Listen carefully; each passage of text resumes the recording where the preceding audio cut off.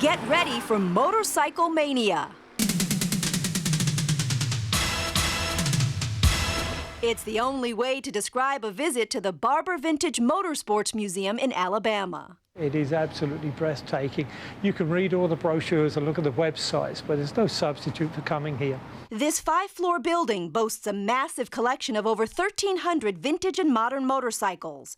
Each floor chronicles their evolution from the turn of the past century to today. There's a lot of rare and limited production motorcycles where they only built 3 or 4 in the world. Over 200 manufacturers are represented, including some of the most popular European and British brands.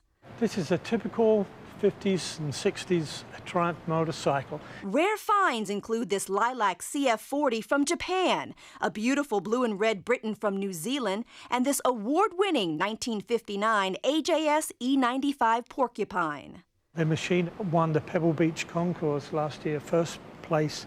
Some bikes conjure up movie memories like this Easy Rider replica, while others harken back to a forgotten era.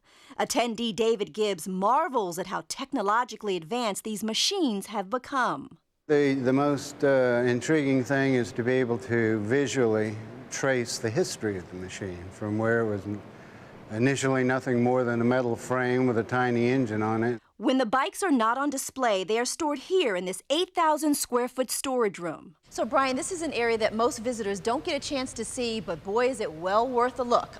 Well, this is one of our storage areas, one of 2. Technical advisor Brian Slark helps catalog the museum's inventory and knows the details of every bike. There's some very significant motorcycles in here, such as the one in front of you. It's a Buell, and they stopped production last year, and that's the very last one. A number of bikes are in need of desperate repair, like this 1917 Triumph from World War I. It will end up in the Barber Museum's in-house restoration shop. Here, staff work on 2 to 3 bikes at a time, most of them hard-to-find jewels like this 1957 Honda Bentley and this 1911 U.S.-made emblem. Restoring these pieces back to their former glory is painstaking work. That's one of our biggest challenges, is trying to make the bike back like it was, either when it did something historical like won a race or when it left the factory.